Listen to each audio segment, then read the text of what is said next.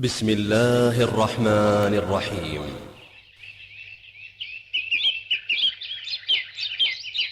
ومن أحسن قولا ممن دعا إلى الله وعمل صالحا وقال إنني من المسلمين.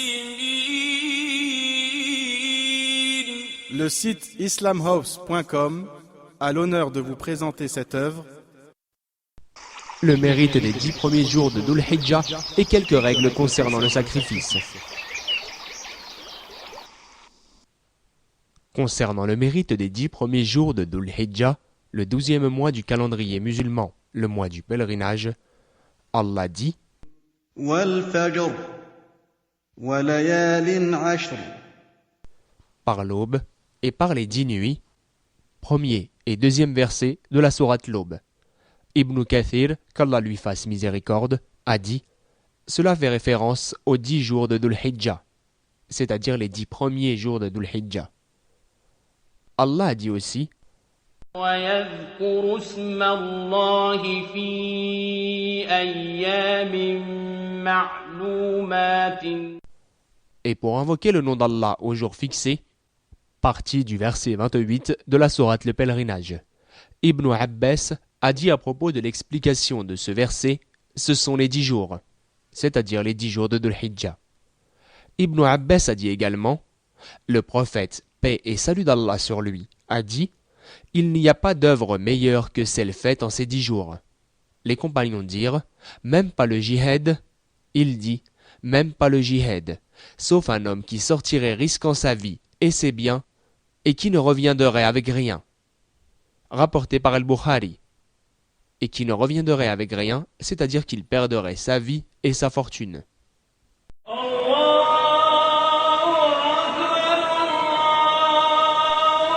Ce qui est recommandé de faire pendant ces 10 jours.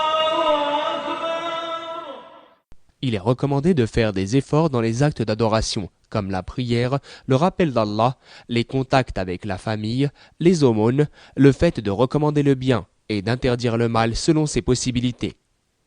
Il existe des textes qui donnent des précisions sur des actes à faire en particulier. Premièrement, prononcer les formules de rappel.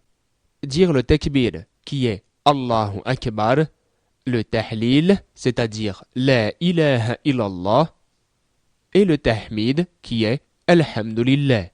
Car selon le hadith d'Ibn Omar, qu'Allah l'agrée, le prophète alayhi salatu wassalam a dit « Il n'y a pas de jour plus important auprès d'Allah, exalté soit-il, et au cours desquels les œuvres sont plus aimées de lui que durant ces 10 jours. » Donc, dans cette période, répétez les formules « Allahu Akbar, La ilaha illallah, Alhamdulillah » rapporté par At-Tabarani dans son Mujama' al-Kabir.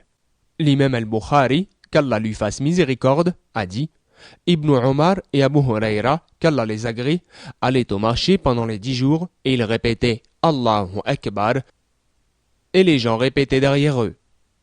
Chacun pour soi, car il n'existe aucune preuve qui prouve qu'il faut dire cette formule en groupe d'une seule voix.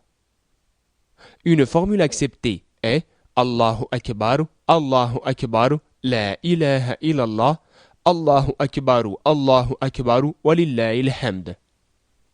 Et Ibn Omar répétait le takbir à Mina pendant ces 10 jours, après les prières, au moment de se coucher, dans sa tente, dans ses assemblées et lors de ses promenades. Il est recommandé de dire le takbir à haute voix selon ce qu'ont fait Omar, son fils et Abu Huraira. Deuxièmement, le jeûne. Certaines femmes du prophète alayhi salatu wassalam rapportent le prophète sallallahu alayhi wa sallam jeûnait les 9 jours de Dhul Hijjah, c'est-à-dire les 9 premiers jours de Dhul Hijjah, le jour de Ashura et 3 jours par mois. Rapporté par l'imam Ahmed, Abu Daoud et An-Nasa'i. Troisièmement, le jeûne du jour de Arafat, 9e jour de Dhul Hijjah. Jeûner ce jour est une sunna confirmée pour celui qui n'effectue pas le pèlerinage, selon le hadith du prophète sallallahu alayhi wa sallam. J'espère la récompense d'Allah que ce jeûne efface tes péchés de l'année écoulée et ceux de l'année à venir. rapporté par Muslim. Quatrièmement, le Hajj la Umrah. Abu Huraira rapporte du prophète sallallahu alayhi wa sallam qu'il a dit: accomplir la Umrah efface les péchés entre cette Umrah et la dernière, et un Hajj accepté d'Allah n'a d'autre récompense que le paradis. Rapporté par Al-Bukhari et Muslim. Quelques règles se rapportant au sacrifice. C'est une sunna confirmée et il est détestable de la délaisser si l'on a les moyens de la faire. Selon le hadith d'Anas qu'Allah l'agrée, que le prophète sallallahu alayhi wa sallam a sacrifié 2 béliers cornus de couleur grisâtre, il les égorgea lui-même en disant « Bismillah wallahu akbar ». Si une personne a l'intention de sacrifier et qu'il rentre dans les 10 premiers jours de Dhul Hijjah, il lui est interdit de se couper les cheveux, les ongles et la peau jusqu'à ce qu'il sacrifie sa bête, car selon Salama, le prophète alayhi salatu wassalam a dit: lorsque vous entrez dans les 10 jours de Dhul Hijjah et que l'un d'entre vous veut sacrifier une bête, qu'il s'abstienne de se couper les cheveux et les ongles. Que faut-il sacrifier? La bête à sacrifier doit être soit un chameau ou une vache, à partager entre plusieurs personnes, soit un ovin, selon la parole d'Allah. ولكل أمة جعلنا منسكا ليذكروا اسم الله على ما رزقهم من بهيمة الأنعام. Pour qu'ils rappellent le nom d'Allah sur ce qu'il leur a octroyé des bêtes de troupeau. Verset 34 de la sourate Le Pèlerinage. La condition pour que la bête soit bonne à sacrifier est qu'elle soit exempte de défauts apparents selon la parole du prophète alayhi salatu wassalam. 4 défauts font que le sacrifice n'est pas accepté.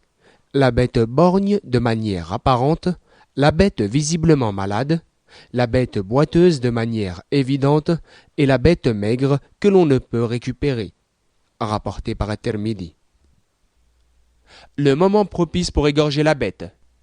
Le moment propice débute après la prière du Eid, selon le hadith du prophète sallallahu alayhi wa sallam.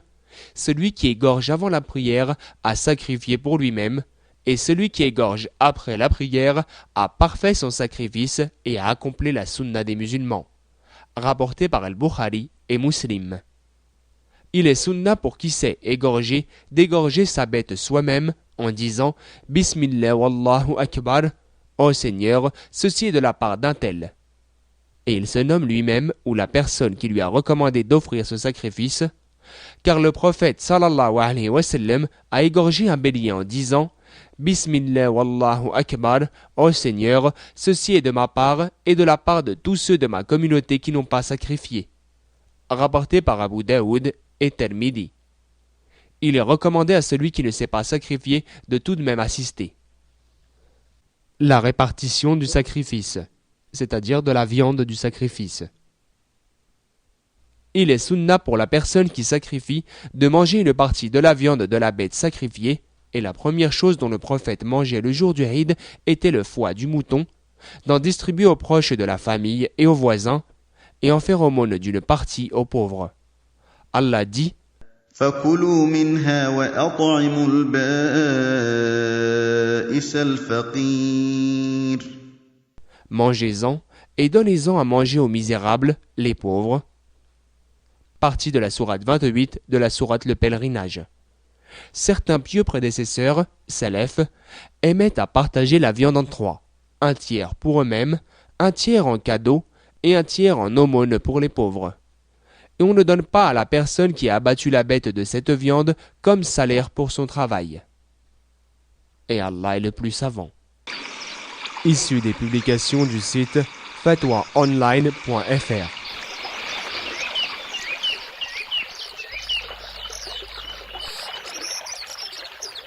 Cette œuvre est désormais à votre disposition. Après l'avoir mise en pratique, propagez-la, conformément à la parole prophétique. Ballighu anni walau aya. Transmettez de ma part, ne serait-ce qu'un verset. Votre site islamhouse.com, l'islam à la portée de tous.